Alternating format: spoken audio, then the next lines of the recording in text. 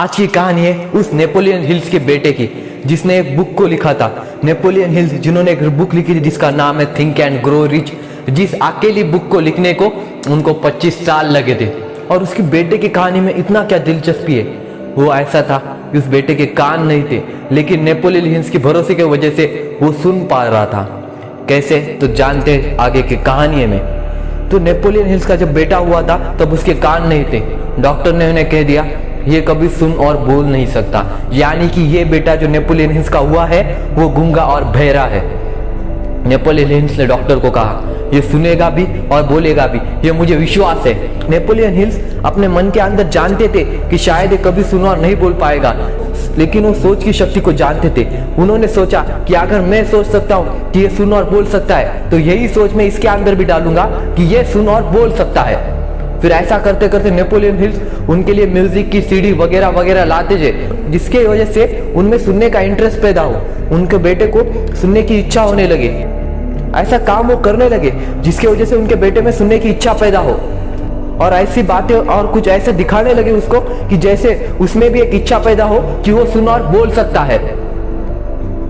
फिर ऐसा ही समय बीतता गया। एक दिन नेपोलियन हिल्स को दिखा कि वो जो बेटा था उनका वो छोटा रेडियो लेके कान के पास में ले जाके गाने सुन रहा है। ये देख के उनको अपने आंखों पे विश्वास नहीं हुआ, क्योंकि जो बेटा डॉक्टर ने कहा था कि गूंगा और बहरा है वो रेडियो की आवाज सुन पा रहा था और वो उस गाने को एंजॉय भी कर पा रहा था। फिर उन्हें बाद में पता चला कि अगर उनके बेटे के पास जाकर थोड़ा जोर से चिल्लाया जाए तो वो बेटा सुन सकता है। ये बात सुनकर नेपोलियन हिल्स बहुत खुश हो गए और वो समझ गए सोच की क्या शक्ति होती है। उन्होंने बस एक सोच पेरी उसके बेटे में कि तू सुन और बोल सकता है। उन्होंने बस उसके अंदर इतनी सोच डाली कि तू सुन और बोल सकता है, और इसी सोच की वजह से वो बच्चा धीरे धीरे से सुन पा रहा था और कुछ कुछ बोल भी पा रहा था। नेपोलियन हिल्स ने उस बच्चे को गूंगे और बहरे के स्कूल में नहीं डाला। उन्होंने कहा मेरा बच्चा नॉर्मल है और वो नॉर्मल लोगों के स्कूल में जाएगा। उस बच्चे के कान नहीं थे, जिसकी वजह से वो दिखने में थोड़ा अजीब भी दिखता था, लेकिन फिर भी उन्हें जो पूरी स्कूल की जो कमेटी रहती है उसके साथ झगड़ा करके भी उनके बेटे को उसी स्कूल में डाला जो एक नॉर्मल लोगों की थी, जो कि एक गूंगे बहरों की स्कूल नहीं थी। और एक दिन जब ये बेटा 7 साल का हो गया, सोचिए 7 साल का गूंगा बहरा बेटा, वो जाके अपने मम्मी डैडी के पास कहता है पापा मम्मी मुझे है ना न्यूज़पेपर बेचने हैं मेरे भाई की तरह, जिससे मैं पैसे कमा सकूं। ये बात सुनकर उनकी मम्मी ने उसे तुरंत मना कर दिया कि बेटा तू सुन और बोल नहीं सकता, अगर बाहर गया और तेरे साथ कुछ हो गया तो उसका जिम्मेदार कौन होगा। ये सुनकर उसके पापा ने भी उसे मना कर दिया। लेकिन जब नेपोलियन हिल्स और उनकी पत्नी घर से बाहर गए तब ये नेपोलियन हिल्स का जो बेटा था किचन में खिड़की पे चढ़ के कूद के बाहर चला गया, और पड़ोसी का जो गार्डनर था उससे 25 सेंट लिए और पेपर खरीदने के लिए चला गया। ध्यान रखना है बेटा अभी भी गूंगा बहरा था, ये तभी सुन सकता था जब इसके कोई पास आके इसके कान में जोर से चिल्लाए।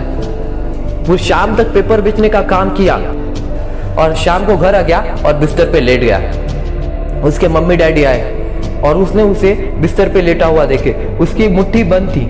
जब उसके मम्मी ने उसकी मुट्ठी खोली तो उन्होंने देखा कि उस मुट्ठी के अंदर 42 सेंट थे, जो उसकी आज की पहली कमाई थी, जो उसकी जिंदगी की पहली कमाई थी। वो 42 सेंट उसके हाथ में बंद थे। जो उसने 25 सेंट पड़ोसी के गार्डनर से लिए थे वो भी उसने वापस कर दिए। जो 42 सेंट थे वो उसके खुद के प्रॉफिट थे, उसकी जिंदगी की पहली कमाई थी।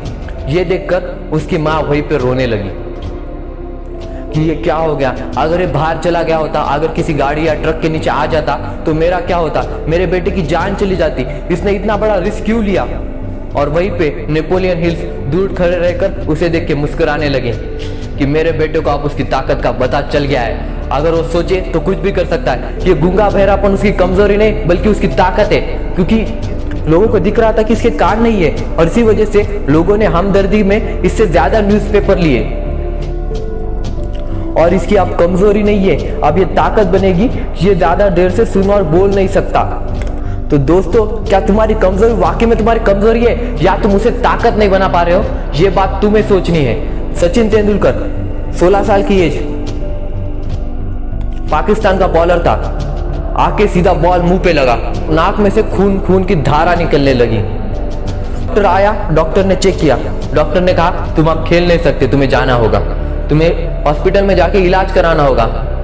सब लोगों को लग रहा था इसे जाकर हॉस्पिटल में इलाज कराना चाहिए और वापस क्रिकेट में नहीं आना चाहिए, क्योंकि ये 16 साल का बच्चा क्या करेगा। तब सचिन तेंदुलकर बोला, मैं खेलेगा। क्या सोच सकते हो, ये बस सोच का फर्क होता है। सचिन तेंदुलकर क्या बोला, मैं खेलेगा। और उसी दिन इंडिया को वो मैच सचिन तेंदुलकर ने ड्रॉ करा दी। 16 साल का बच्चा जिसके नाक में से खून की धारा निकल रही थी, उसी ने वो मैच खेला भी, इंडिया को वो मैच ड्रॉ करा के दिया। फर्क कहां पड़ता है, बस सोच में।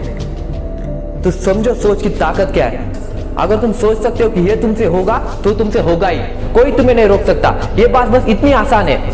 अगर तुम्हें लगता है ये काम आसान है, बाकियों के लिए मुश्किल होगा, लेकिन अगर तुम्हें लगता है तुम्हारे लिए आसान है तो तुम्हारे लिए आसान है।